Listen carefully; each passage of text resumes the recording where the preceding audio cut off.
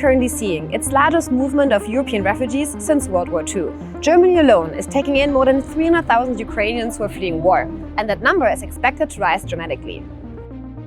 This is a refugee crisis of a much larger dimension. 2015 was a training exercise, to be very blunt. And people are comparing the current Ukrainian refugee crisis to that of 2015, when refugees arriving in the country were fleeing war and terrorism in Syria, Afghanistan, Iraq and Eritrea. Wir schaffen das.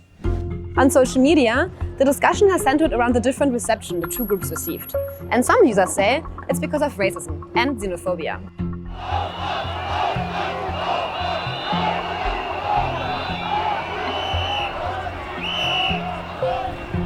But since 2015, Germany has also made the integration process for new arrivals easier. Let's take a look at what Germany has learned from the past, what still needs improving, and what other countries can draw from this.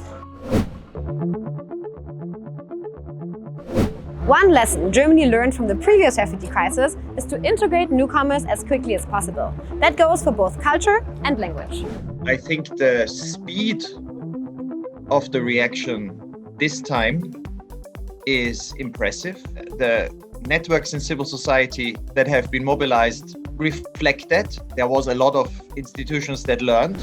Since 2015, Germany's Federal Agency for Migration has become one of the largest asylum agencies in the world. Initially, BAMF got a lot of criticism for not processing applications fast enough and for not offering enough language and integration classes. But after hiring more people, digitizing procedures and modernizing IT systems, there are now a lot more integration classes for new arrivals available. And that's especially important given the demographics of Ukrainians who are fleeing to Germany right now. So this is a refugee movement of largely mothers and their children. Everybody knows that issues of schooling, education are absolutely central from day one. The good news is that schools have also learned from their experiences in 2015. Back then, they were still working on ways how to teach and integrate child refugees who couldn't speak a single word of German, and on such a large scale.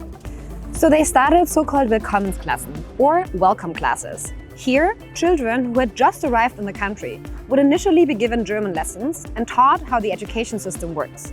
Then, they were integrated into regular classes with other German children their own age. Also wir waren natürlich 2015 in einer Lage, wo wir selber auch natürlich schauen mussten, wie können wir diese Zahl an Flüchtlingen unterbringen in den Schulen, Schülerinnen und Schüler, die geflohen sind, die traumatisiert sind, wie können wir die in der Schule beschulen. Jetzt geht das relativ schnell. Was uns jetzt sehr wichtig ist, wenn wir jetzt neue Willkommensklassen eröffnen, dass sie schneller integriert werden in die Regelklassen. Zum Beispiel auch in Klassen kommen wie dem Englischunterricht oder dem Matheunterricht, wo die deutsche Sprache jetzt nicht zu 100% so wichtig ist. Several schools in Berlin are already offering welcome classes for Ukrainian children, like here in Berlin's Wedding District. Ist das deine Taschenrechner? Ja, das ist mein Taschenrechner. I really like this school because the system of education in Ukraine and in Germany are completely different. We talk more, so usually when we are in Ukraine we read and write very much. Now, the city of Berlin wants to establish 250 welcome classes, which would accommodate over 2,700 Ukrainian children. But what about children who came to Germany from other parts of the world? Willkommensklassen sollten für jeden sein, denn es gibt natürlich Kinder und Jugendliche, die fliehen müssen aus verschiedenen Ländern, aus verschiedenen Gründen. Und da jetzt nur zu sagen, es sollen nur ukrainische Kinder sein oder nur ukrainische Geflüchtete sein, das ist nicht der Sinn des Ganzen. Daher ist es zum Beispiel uns an unserer Schule auch sehr wichtig, dass wir sagen, wir sind natürlich offen für jeden. Jeden, der geflohen ist, jeder, der einen Schulplatz braucht, kann zu uns dann in die Willkommensklassen kommen. Another vital lesson learned from 2015 was the importance of finding adequate housing for asylum seekers, which was a massive task when the refugee crisis hit Germany back then. Many new arrivals were placed in cramped asylum centers, and some had to live like that for years. Du kannst gar nicht entscheiden, wann du schläfst und wann du aufstehst. Du kannst gar nicht ein ordentliches Leben haben. Dann ist es so schwer, einfach ein Leben oder einen Job oder eine Arbeit oder ein Studium zu haben unter solchen Maßnahmen. So, Integration in einem Camp oder in einem Lager wird niemals sozusagen sein. Well, a group of Berliners wanted to change that by providing them with a safe space. a private room, and a chance to meet locals. So they founded an NGO that finds rooms for refugees in shared apartments across the country. Also in den großen Massenunterkünften im Lager sind die Leute häufig abgeschottet vom Rest der Gesellschaft hier. Und wir glauben eben daran, dass wenn man in Kontakt kommt, in direkten persönlichen Kontakt mit Menschen, die vielleicht eine andere Geschichte haben als man selbst, entsteht da Empathie, entsteht da Sympathie im besten Fall und ein Kontakt und die Möglichkeit, sich ein Netzwerk aufzubauen, beruflich, privat. Es hat ganz viele Vorteile für die geflüchteten Menschen, aber auch für die WG selbst. Ja. Obada Al-Zabo fled from Syria to Germany in 2015. After living in mass accommodation and then in an apartment with other refugees organized by the state, he finally managed to get a room in an apartment with local Berliners. That was all thanks to Zusammenleben willkommen, which means living together welcome. He says the experience completely changed the way he integrated into society. Das ist richtig so eine Chance, die Sprache zu lernen, die deutsche Kultur besser kennenzulernen und so weiter. Und das hat mir selbst riesig geholfen. Zum Beispiel, als ich mich vor den Deutschkurs beworben habe, als ich auch mich vor das Studium beworben habe, sie kennen sich sozusagen besser als uns aus, da sie einfach hier aus Deutschland kommen. Sie wissen genau, was zu tun ist. Und es hat richtig Zeit gespart. Having contact to Germans who help, who provide advice, who support is crucial. The goal of policy in Germany and in Europe should be to avoid mass accommodation. But the concept doesn't work for everyone, and the structures aren't yet in place to make this happen on a large scale. As a small-scale NGO, Zusammenleben willkommen has been operating for 7 years now. They've already successfully placed recently arrived Ukrainian refugees in local apartments. In fact, there's even been an increase in room offers since Russia invaded Ukraine. But some potential hosts have shown a preference for hosting refugees from Ukraine over other countries of origin. Es gab vor allem auch bei uns sehr viel mehr Anmeldungen jetzt seit dem Krieg in der Ukraine, eben speziell für geflüchtete Menschen aus der Ukraine. Das ist ja auch, was wir kritisieren, weil die Solidarität einfach unabhängig von der Herkunft sein sollte. Wir möchten dann dazu anregen, dass die Leute mal reflektieren, was ist der Grund, dass sie nicht zum Beispiel vor einem halben Jahr mit Leuten aus Afghanistan solidarisch waren oder die letzten Jahre mit Leuten, die aus anderen Gründen aus anderen Teilen der Welt geflohen sind. A big hurdle for refugees to find jobs in Germany in the past has been that employers are often reluctant to recognize overseas qualifications. Although more than 500,000 asylum seekers have managed to secure a job in Germany in recent years, it hasn't been an easy journey. Many say they had to wait for years, not being allowed to work or move cities until all the bureaucratic red tape was dealt with. While others say they have taken on jobs that they're highly overqualified for.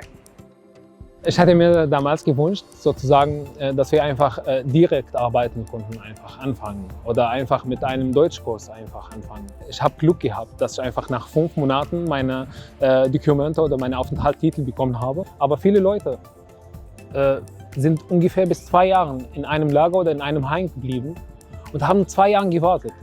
Was erwartet man einfach von Leuten, die 2 Jahre gewartet haben, um ein Papier zu bekommen, dass sie einfach arbeiten dürfen?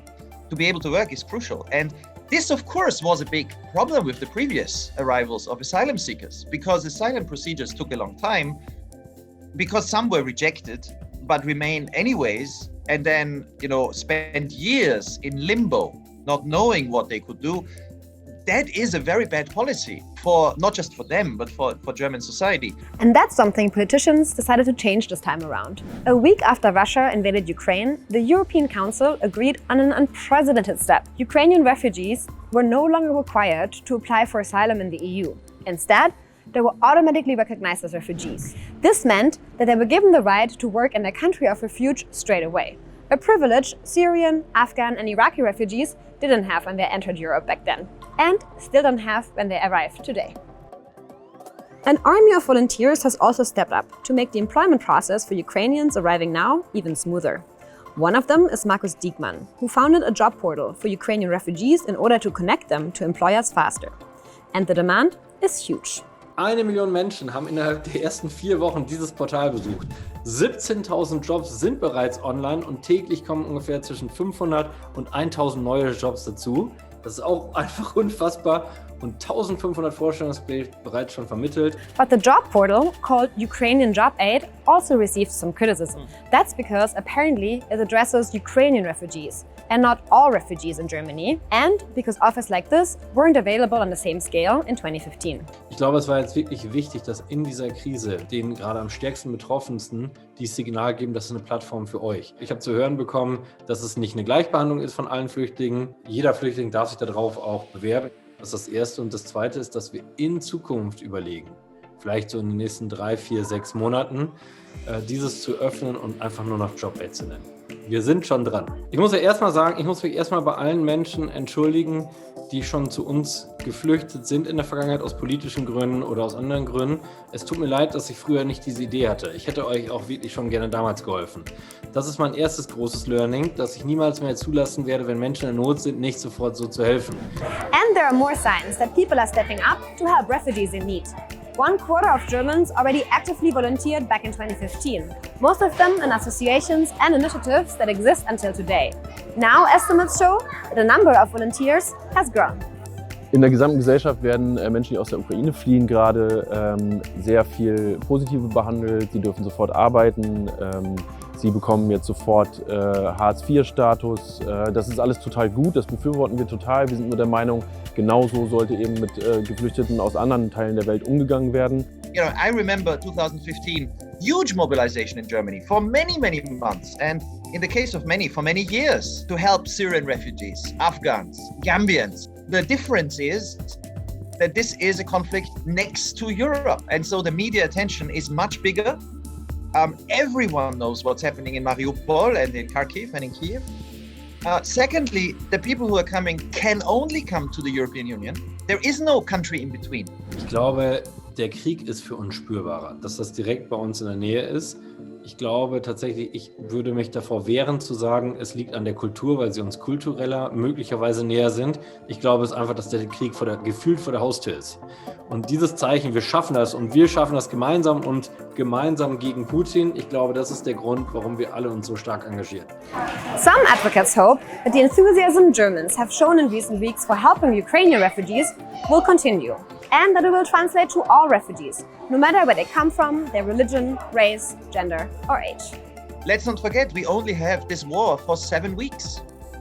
After 7 weeks in 2015, those who were skeptical were not very loud, because the real test will be in 4 months, when there might be 2.5 million refugees in Germany, a number that we've never seen before. When we have a shortage of of kindergarten, of schools, then the test will be if German society will show the same empathy as now. And I hope it will, and I think we should focus on sustaining this, because there hasn't been a refugee crisis like this in Europe since the 1940s.